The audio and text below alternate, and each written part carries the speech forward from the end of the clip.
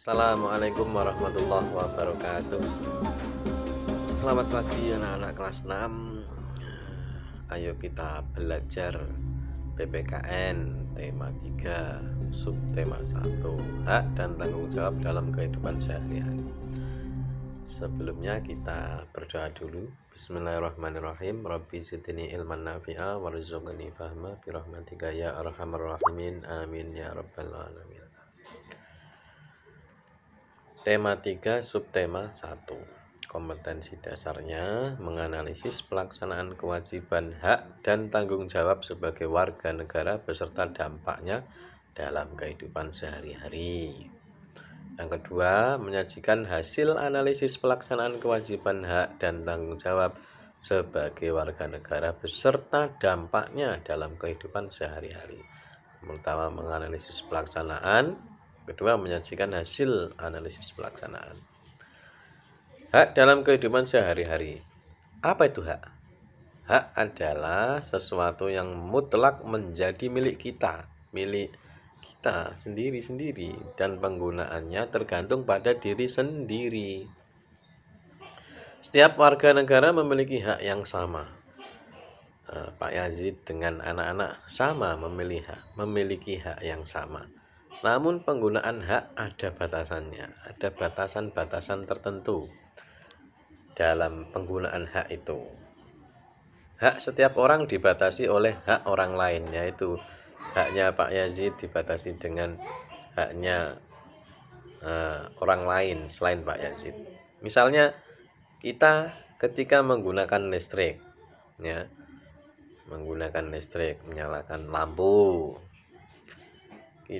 Kalau kita hemat berarti kita peduli terhadap ketersediaan listrik untuk masa yang akan datang bagi semua warga masyarakat. Kalau saya tidak mematikan lampu, tidak butuh penerangan lampu lagi, tapi tidak saya matikan, itu kan seperti menghambur-hamburkan atau boros, ya. Energinya terkuras habis. Banyak energi yang terbuang percuma. Lah, kalau kita mematikan lampu, itu sama halnya memikirkan masa depan, masa yang akan datang anak-anak kita, supaya menikmati listrik juga. Gitu ya. Hak anak di rumah. Hak anak di rumah itu mendapatkan kasih sayang dari orang tua, ayah, bunda, mendapat makanan dan minuman yang sehat, yang halal. Haknya itu bukan makanan minuman yang sudah basi dan apalagi yang haram, ya, yang didapatkan dari pekerjaan yang haram. Tidak bisa, tidak boleh. Mendapat perlindungan dan keamanan. Kita sebagai anak dilindungi orang tua dan jadi terasa aman. Mendapat bimbingan orang tua saat belajar. Misalnya sekolah kelas 1 SD atau kelas 2 atau kelas berapapun, itu masih butuh bimbingan orang tua saat belajar, ya. Kita berhak mendapatkan bimbingan dari ayah bunda ketika kita butuh bimbingan. Kalau udah dewasa ya belajar sendiri. Mendapat kesempatan untuk menyampaikan pendapat. Jadi hak kita di rumah itu juga menyampaikan pendapat.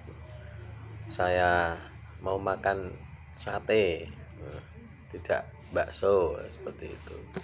Kalau disuruh milih berpendapat, ya, jangan diam saja. Latihan komunikasi. Hak anak di sekolah. Mendapat pendidikan dan pengajaran di sekolah. Seperti dilarang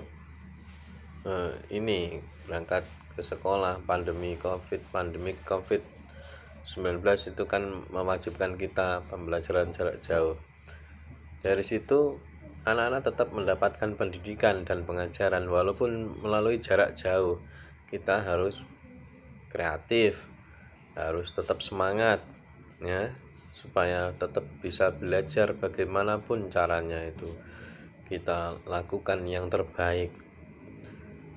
Kita manfaatkan aplikasi seperti WhatsApp, eh, Google Classroom ya, sebagai tempat pengganti kelas itu ya kan. Arsip-arsip juga ada di Google Classroom semua. Itu hak-hak anak mendapatkan pendidikan dan pengajaran di sekolah ya. Nggak bisa di sekolah, tapi daring ya, dalam jaringan atau jarak jauh, pembelajaran jarak jauh. Yang kedua, menggunakan fasilitas sekolah ya. Fasilitas sekolah kan banyak. Ketika dulu belum pandemik ini kan bisa olahraga di sekolah, menggunakan fasilitas olahraga, fasilitas belajar yang lain, meja, kursi, kelas ya, sarana dan prasarana banyak. Mendapat kasih sayang dari guru, menyayangi anak muridnya, murid-murid laki-laki, murid perempuan yang disayang semua ya, dibimbing, diberitahu ini yang salah tuh yang ini, kalau yang benar tuh yang ini. Anak-anak melakukan yang benar saja. Nah, seperti itu tuh sayang itu. Kalau dibiarkan melakukan kesalahan itu tidak sayang namanya ya kan ya. Dengan cara yang sayang itu cara yang baik, diingatkan yang baik-baik dulu ya, yang halus itu, dan seterusnya. Mendapat perlindungan keamanan selama berada di sekolah. Nah, makanya ada pagar supaya tidak ke jalan raya itu kan, ada motor lalu lalang, itu kan berbahaya. Mengikuti kegiatan yang diadakan sekolah, kegiatan banyak kan, ekstrakurikuler atau kegiatan lomba dan lain-lain. Hak anak di masyarakat. Kalau di masyarakat itu mendapat perlindungan hukum, menggunakan fasilitas umum. Fasilitas umum itu apa? Banyak kan fasilitas umum, jalan raya, fasilitas umum apa, taman, alun-alun dan lain-lain. Mengikuti kegiatan masyarakat. Kegiatan masyarakat apa? Banyak kegiatan masyarakat itu, kegiatan sosial, membantu orang. Ini kan ada panitia itu, kepanitiaan. Bermain di lingkungan yang bersih dan sehat ya.